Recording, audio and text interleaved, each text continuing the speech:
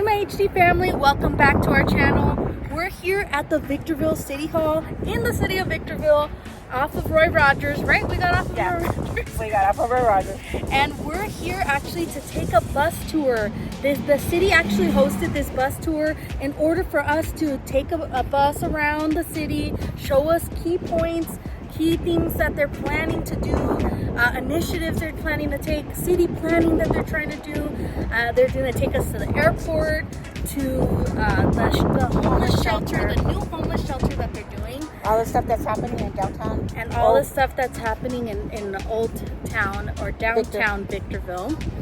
So there's a lot of spots and cool spots that we're going to be taking you guys. So wanted to take you guys on with us on this bus tour so you guys can kind of see what is the city's plans with Victorville, how we're growing, and how that's going to affect us in the future as residents or people who want to come to Victorville. So the tour is taking us, they're going to take us onto the airport here in California Logistics Airport in Victorville.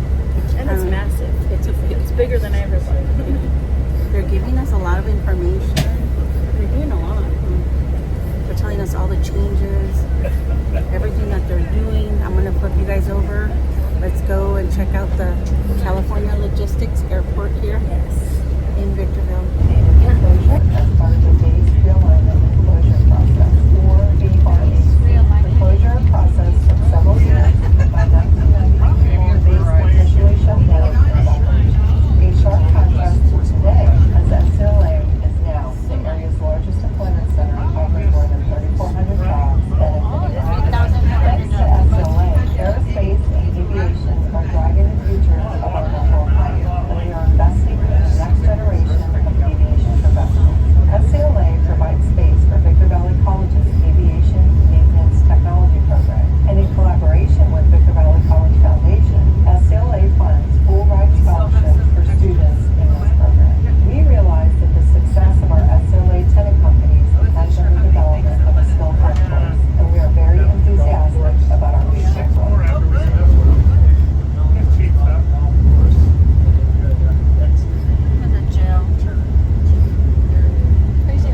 Okay, out here at the airport, we have a reclaimed water system, and we have a reclaimed water tank.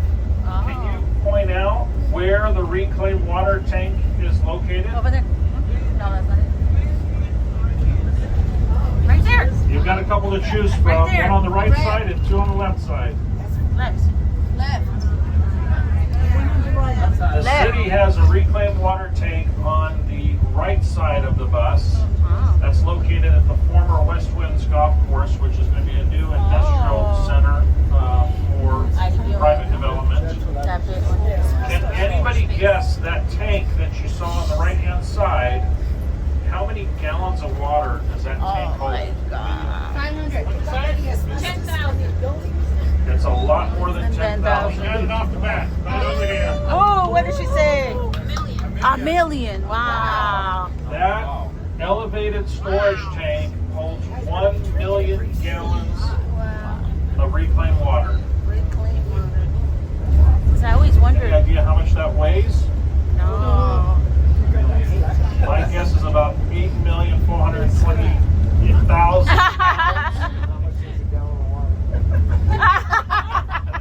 He's using Siri. Look at him. He's smart. So it's 8.34 million. Wow. Who's in charge of these roads? So the city is in charge of these roads. This is an example of the 400 some odd lane miles that we're responsible for citywide. We have a capital improvement program that actually has identified this road. This road is planned to be improved, but it's planned to be improved, of course, waiting for that limited amount of money to come in that we receive annually. So it's not ignored. It is in rough condition. We are completely aware of it, and it's one of the roads that gets completed after Bear Valley Road is done. The next roadway after that is Mojave Drive, Roy Rogers, and then Air Expressway, but it is in our funding plans.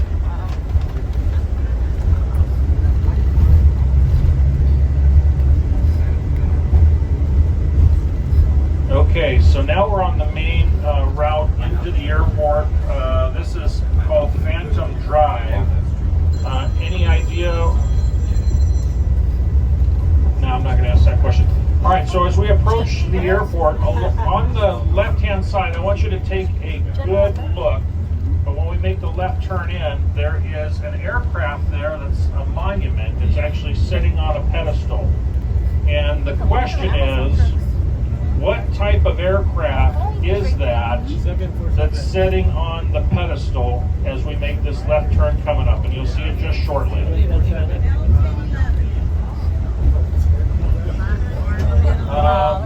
I know what an L-1011 is, and if you can point it out, I'll tell you yes or no if that's an L-1011. I don't see one though. All right, here we go. This at 11 o'clock here is an aircraft. F4. And what is the nickname of the F4? Weasel. F4 Phantom. And that was the road that we just drove in on, Phantom Boulevard or Phantom Drive. We are slow. This plane on our left is a cargo airplane for China Airlines. Any idea what type of airplane that is? 747. That is a Boeing 747. It's either a 200 or a 400. It looks like a 200. We're gonna Was that go. right? We're gonna go, Laura. We're gonna go. So they're gonna let us off? No, we're gonna go through there. We're gonna be able to. They're gonna take us on the tour. The one that's coming down? Yeah. Oh man, I don't even know. So many of the facilities out here, in fact, this hangar to our direct left, this is what we call a narrow body hangar. Currently that is leased by General Atomics, and they do some work on drone aircraft. That's a 1950s vintage hangar. Many of the hangars out here we inherited from the Air Force. We as the Airport Authority have constructed a number of new hangars to accommodate today's larger aircraft. This thing's massive. You thought it was small? I mean, I didn't think it was this big. I didn't think it was small.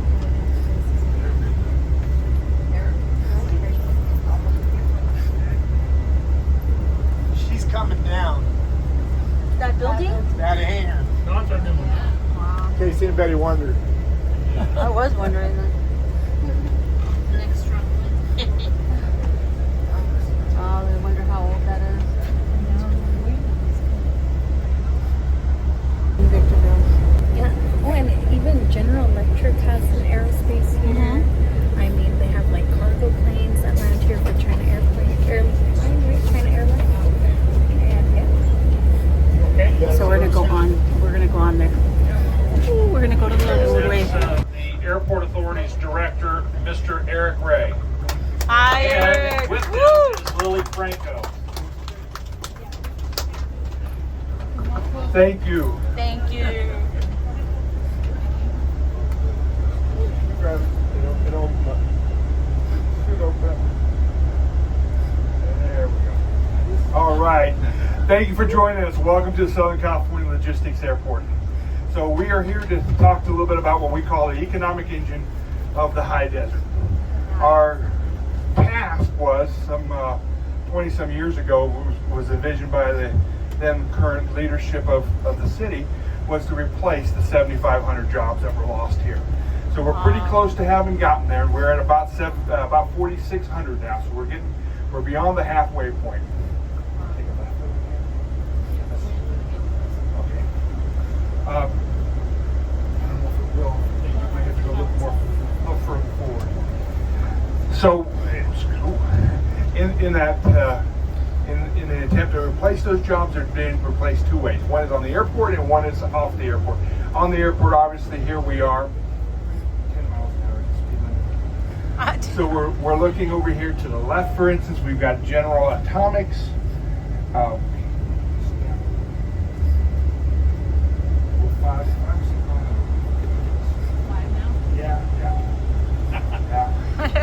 thought that was a hint, but all right. So off on the left, you see General Atomics has a program where they're refurbishing the Predator aircraft, as well as the MQ-9 Raptors, Reapers. The Reapers are over here. We've got Boeing as our major anchor tenant, Boeing and ComAv off here on the left. We're going to follow to the left here as well. And those two hangars, they do both refurbishment work on existing aircraft, they do warranty work and modifications. ComAv is our biggest employer at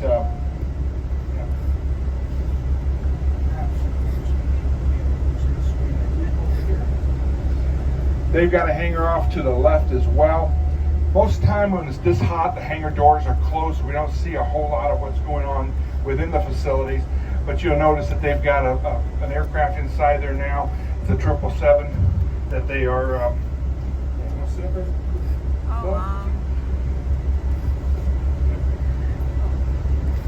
777 they're doing a gear change on, and they also do what we call major checks, like C and D checks. That's what's going on the aircraft here. They're preparing that 747 to go in for a C check. So those are major inspections.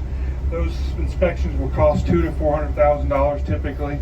So it's a lot of labor that's involved with it. FedEx has got an aircraft that's getting ready to go in as well to a check. You see that MD-11 over there.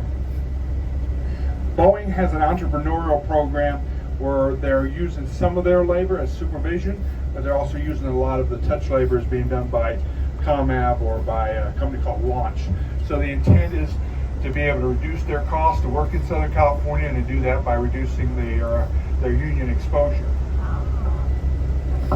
Off to the left, you'll see General Electric. General Electrics have their 747 test bed aircraft that's out right now. That aircraft is used to test all General Electric engines that ultimately go on a wing to be flown, to be put into service. I want to talk a little bit about, across the way, you see Dr. Pepper. That was the first major manufacturer that was brought out here onto this property. It was back about 14 years ago. And we'll also see on the other side here, near Dr. Pepper, we've got a 1.3 million square foot Amazon facility that was constructed last year. And right now under construction is a 1.3 million square foot Goodyear distribution facility for Goodyear tires. So that's the off-airport component. We'll look at a little bit more of the off-airport when we sweep around to the back side, or the front side over here.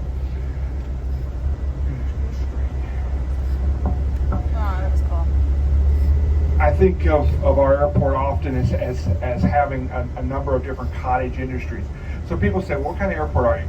The type of airport we are is an industrial airport, meaning that it's not a commercial airport. You're not going to get on an aircraft to go fly somewhere here. But you'll notice here as we look at these different aircraft, there are aircraft from all over the world, from airlines all over the world that are here to have maintenance done to them, or they're here for storage. Some of these aircraft have been purchased and they're brand new. What the airplanes you're about to see here on the first row on the left are all brand new airplanes. They're valued at $150 to $250 million each, but yet they have not been put into service yet. So, and there's reasons for that. There's economic reasons for that. So when that happens, Boeing looks for a place that has a good weather to store airplanes and has a labor force that can maintain airplanes on the ground.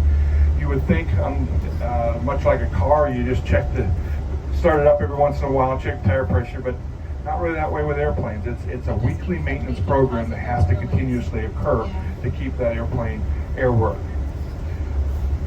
Boeing's presence here initially started with Boeing Capital back some 20 years ago, over 20 years ago. Boeing Capital was a leasing arm for Boeing. So when aircraft come off a lease, or aircraft that are traded in, essentially, they'll often come here, be stored here, and then ultimately sold. And then often the follow-on maintenance and the paint jobs are done here as well. Those are some MAX aircraft right here. The Boeing 737 MAX. Chinese liveries painted on them. Sometimes you wonder what happens to airplanes when an airline changes fleet. Well, here's an example of that. Alaska Airlines used propeller aircraft. These are Dash 8s. Those Dash 8s were the mainstay of Alaska for a very long time on their commuter side. Well, 70-some airplanes were retired, and piece by piece they all came here. They're here. These are all actively maintained airplanes. They're all airplanes that within a day can be back up in the air, but they're seeking new customers. So last I heard was about 25 of them have already been sold. The rest of them will in due time be sold. Likewise, you see different airlines here that are making decisions on what to do with airplanes. These are Dreamliners, so they're not old airplanes, but yet, for whatever reason, economically, the airline has decided that it's not time for them to fly them right now. It's not good timing. So the aircraft stay here on the ground and are maintained. This one came in about a month ago. It's a brand new airplane, brand new 777. Wow, 777, look at that. And that is huge. One of the things we enjoy here is having Boeing's presence to do the flight test. So right now they're flight testing a new, bigger version of that same airplane, which will be the biggest two-engine aircraft ever made, passenger aircraft ever made, and it's receiving testing here. Royal Air Force is visiting us right now, so that is their A400, their version of a C-130. So we enjoy having them here. Their people will be going out to Fort Irwin to do some training.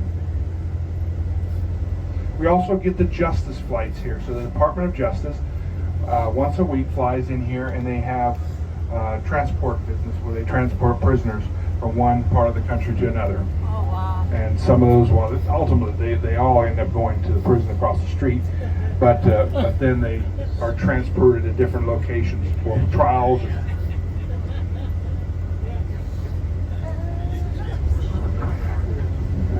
Yeah, of course, yes. So a lot of military planes come in through? Not as much as it used to be, but we still do get military planes, yes. We just passed by, but we have our fire station there, an aircraft rescue firefighting station, which is a specific type of firefighting apparatus and firefighting skills for aircraft. We just also passed our fixed base operator. That's the company that will do the fueling. That's the ones that are servicing that aircraft now and provide all the amenities that an air crew needs to go back and forth.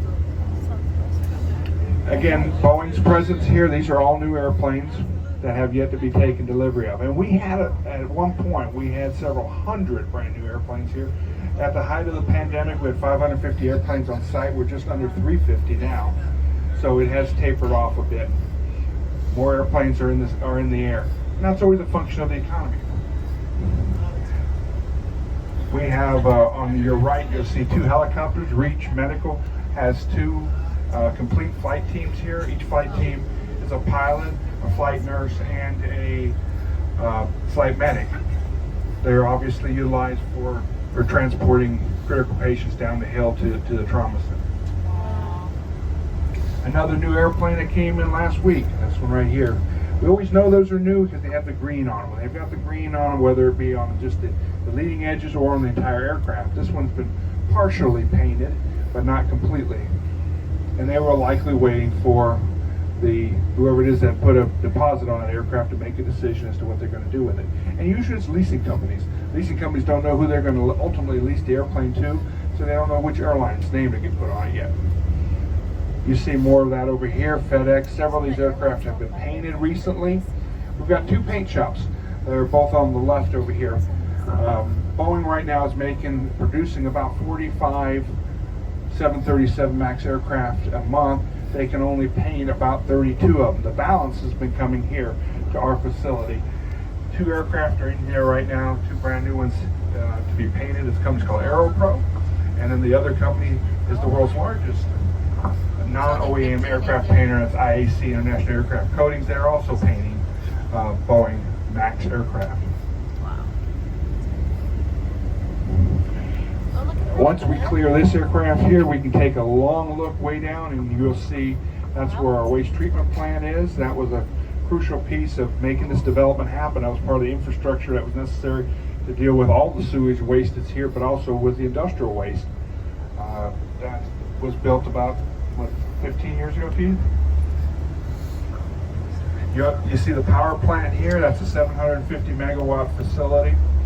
leases property directly from the airport, puts power on the Southern California power grid. And as we take the long look back, you see way back there's another 240 acres of property that is being used to store aircraft. Wow. 240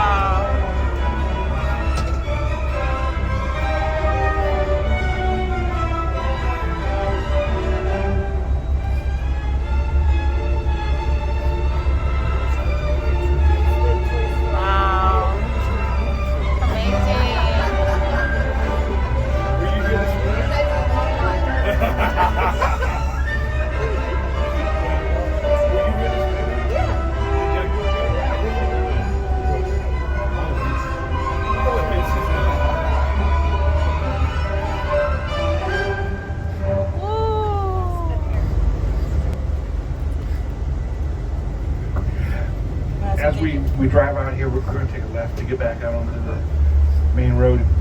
But as we drive out here, we'll see the off-airport component. We view the off-airport as being on the other side of Phantom.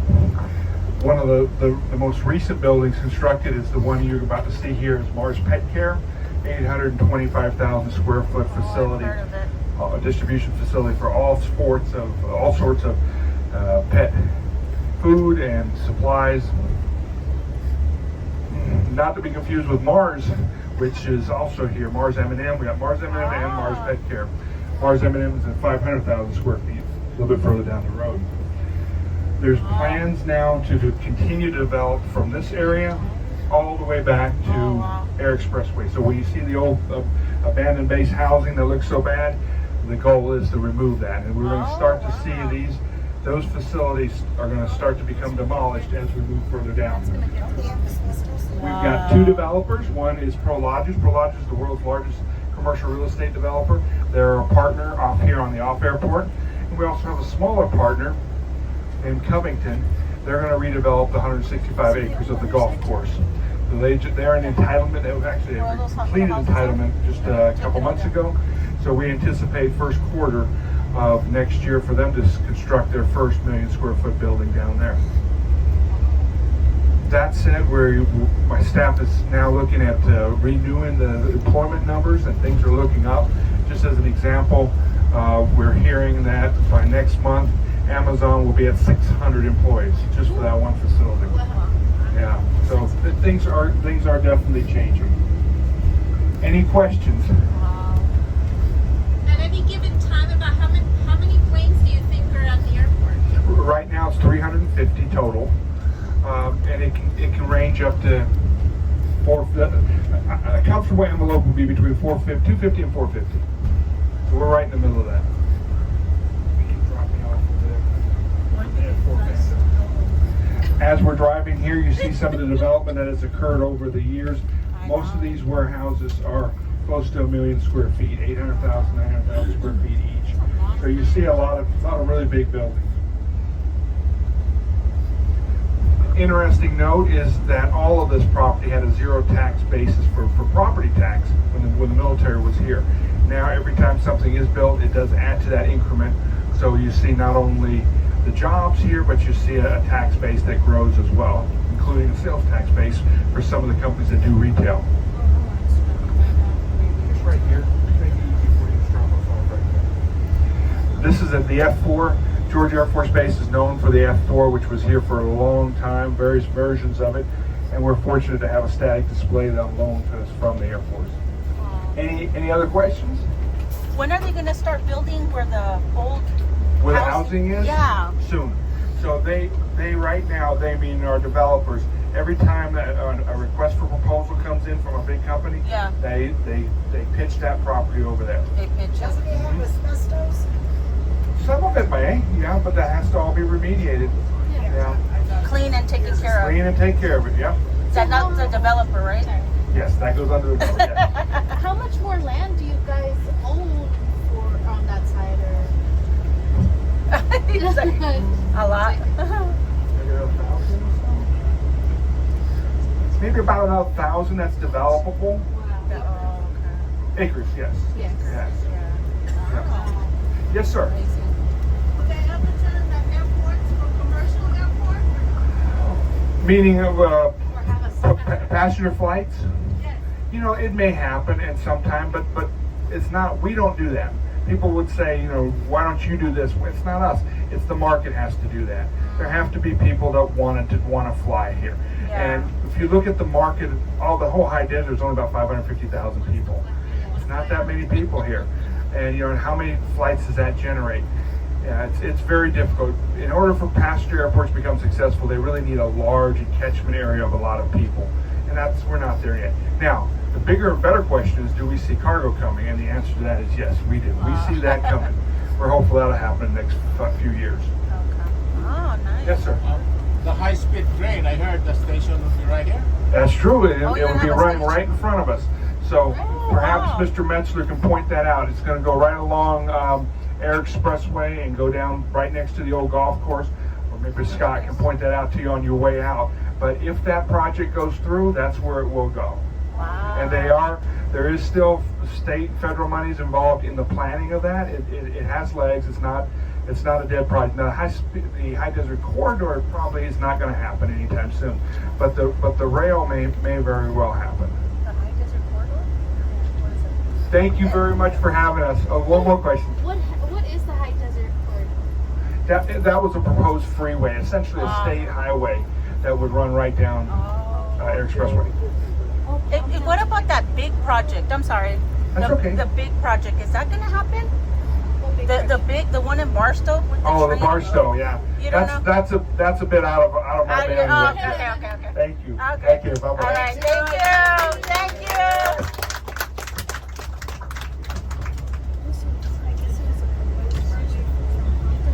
The project at Barstow's is an intermodal, and that'll be on the existing tracks that are already there. And so they'll unload. So as you can see, SCLA is an economic engine of the high desert, and it's the reason the city of Victorville is a regional leader in the industrial, warehousing, and aviation industries. With a population exceeding 135,000 residents, Victorville is the 45th most populous city in the state of California, and our economy is continuing to grow. Victorville is the 13th fastest growing city in the state. On average, we add approximately 500 new residential units per year. Did you know that half of the land within the city of Victorville is still undeveloped? Yes, we have a lot of room to grow. Of the 482 cities in California, Victorville ranks 14th in land mass with over 74 square miles of land. Wow. We have a trivia question, but before that, I'm just going to add to some of the conversation about the high-speed rail. So there are actually two high-speed rail projects in California. There's certainly one connecting Northern California to Southern California, basically ultimately the Bay Area to Los Angeles.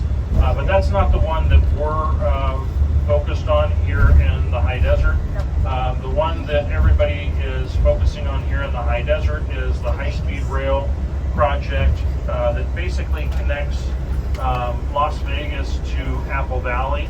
And that's a high-speed rail project that'll travel probably at about 170, 180 miles per hour on steel wheel. And I think the easiest way to characterize where it's going to be located is it's basically going to follow the middle of Highway 15 from Vegas down to Apple Valley. There's also a connector from Apple Valley to Rancho being planned as well, to where high desert residents can pick up that leg from Apple Valley and travel down to Rancho, to the Metrolink station in Rancho, and then of course be able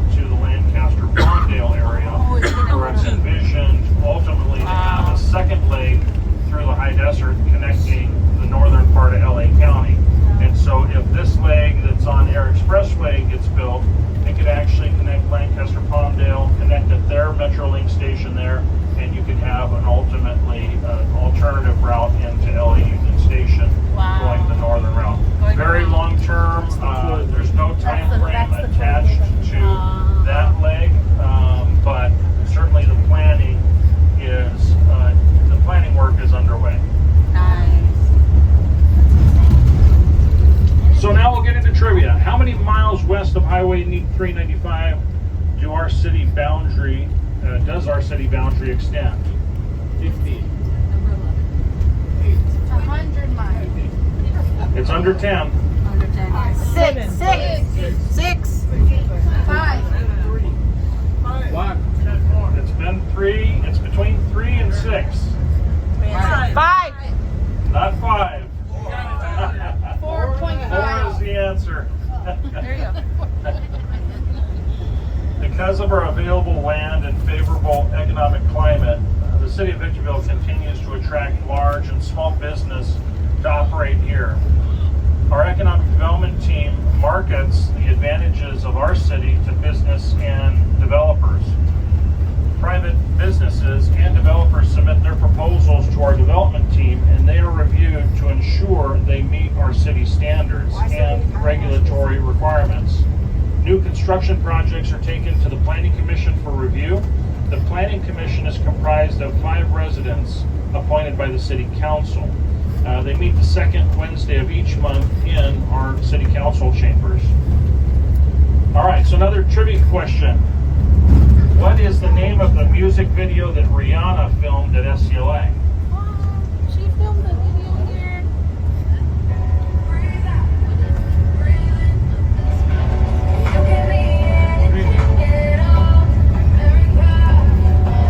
America.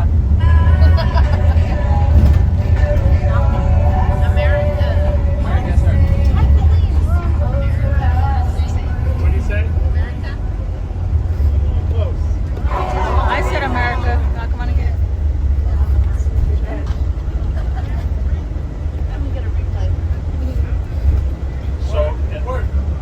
So in that video, there was a small segment of that video where we coordinated with the producers of the video, and we actually shot video footage, or they shot video footage of Rihanna on our closed runway, our closed primary runway, which is the long runway, the north-south runway.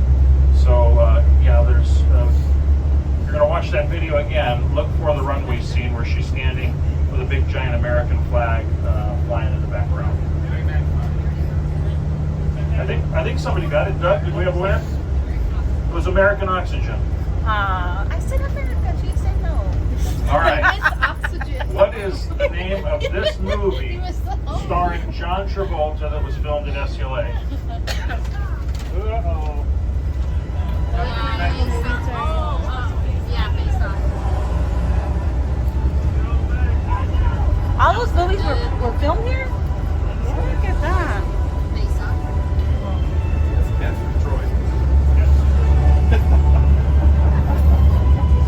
Just announced plans to come over here, just on the north side here. at Over United here? Plaza. Over here? Or where? There's a tractor supply coming.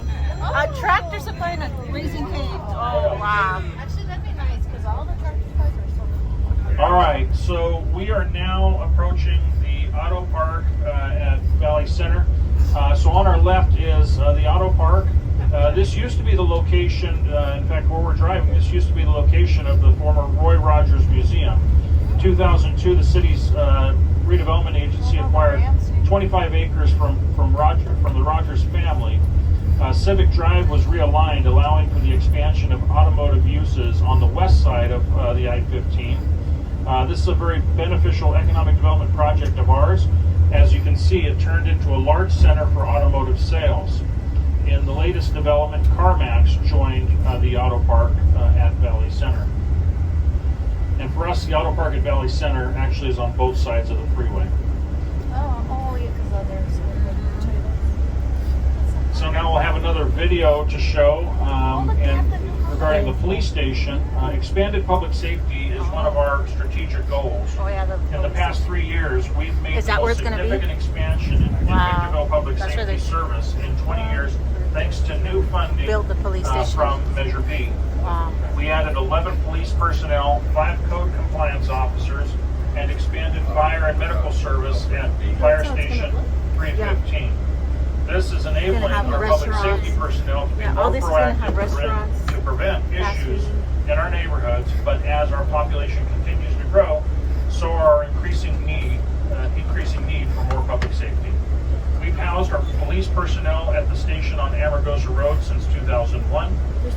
then, our police force has more than doubled, and the station is at capacity. Further additions to the police force require more space for personnel and vehicles. Right now, the city is planning for a new police station. Preliminary plans call for a 50,000 square foot building, which would increase the space available for personnel by 60% and accommodate 50 additional police vehicles. Wow. The new police station will be located in the vacant land to our right. The city recently acquired this 9-acre site. Our next step is to work with an architect to finalize the conceptual design and the final construction drawings. What you're seeing on the monitor is an animation of an initial conceptual design for the new police station. Our vision is to incorporate a civic plaza comprising enhanced pedestrian connections and community event space. While we're talking about our police force, I thought I'd mention a new technology we're using to help our police department prevent and solve crime in our city. Over the past 4 years, the city has installed 123 automatic license plate readers, or ALPRs for short, throughout the city. The ALPRs are an extremely cost-effective tool helping the Victorville Police Department solve a variety of crimes such as auto theft, assault, domestic violence, carjacking, and robbery. The ALPRs captured 374 hits and led to 96 arrests in 2023. To increase safety on local roads, the department used deputies funded through Measure P revenue to conduct more traffic enforcement. The Traffic Division issued 4,200 traffic citations alone in 2023. As a result of the increased traffic personnel and enforcement operations, fatal collisions in Victorville reduced 47% from 2022 totals.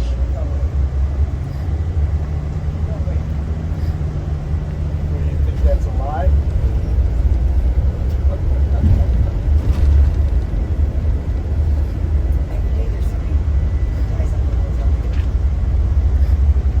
Wow, back to City Hall.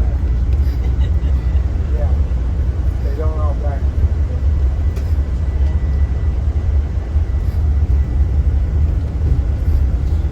Okay, so now we're at our final stop. We will, once stopped, invite you to join us in the same conference room we started, which is Conference Room D. We do have refreshments, and us as staff will stick around for any questions, further questions you might have, and we'll offer all the answers we have. What did you think of the tour? Great. Woo! Good job. So I'll just say, and I'll probably say it again when we're in Conference Room D, thank you. It means a lot for us to have your participation. It tells us certainly that we have a community that cares about what's going on in Victorville. You know, communicating with the public is not easy, and so this is one of the many venues we use to try to share not only what's going on, but we also use this as an opportunity for you all to get to know us on a human level. We want you to know our name. We want you to have our phone numbers. We want you to feel comfortable in reaching out to us with any question, comment, concern you might have, because like you, we want to see an amazing Victorville that we all love and are proud of. Thanks again. Yeah. We'll see you in Conference Room D. Thank you. All right, guys. I hope that you enjoyed this bus tour with me and Laura, and then the city council members, and just everything. I mean, great information, right? Yeah, a lot of great information. It's great to see how the city's changed and the people who are facilitating that change. Yeah. And trying to make Victorville great. I mean, like they said, that it's the 13th most fastest growing city. So that's cool to see that it's evolved and changed so much. I mean, we can see it. We can only see that so much, right? That it's evolving, that it's changing up here. And we for sure have been noticing that, but just to really see the numbers and really see the people behind all of that, it's amazing to see. Yeah. So I hope you guys enjoyed the city of Victorville doing this little tour for its residents. I don't know if they're going to do another bus tour. They said that they are going to do another bus tour, or that they've been trying to do one every year. Oh, nice. Okay. So that way it keeps you informed and kind of shows you everything that they're using the funds to. Okay, because they were talking about how they're allocating the funds, how they're spending the money for that Measure P I mean, all the stuff that they're doing and here. where they get the funds from. I know and the grant. Basically, the taxes that they only. So it's an 8.75 tax rate, right? And that they own the city. The actual city itself only gets about 2% of that or less. Wow. So when you think about it like that, wow, that's not a lot from that the city's getting. Yeah. So it's interesting to see like the allocation of money that comes around and what helps grow the city and how much where that is all coming from. Wow, it's getting windy. All right, guys. So I hope that you enjoyed all of this information on this video. Yes, and remember that we're Laura and Angelica Bonilla with the Bonilla Group and Excellence Real Estate, and we help you close with confidence. And please remember to like, subscribe, hit that notification bell so you can keep seeing our new videos every week. And we'll see you on the next one. Bye, guys. Bye, guys.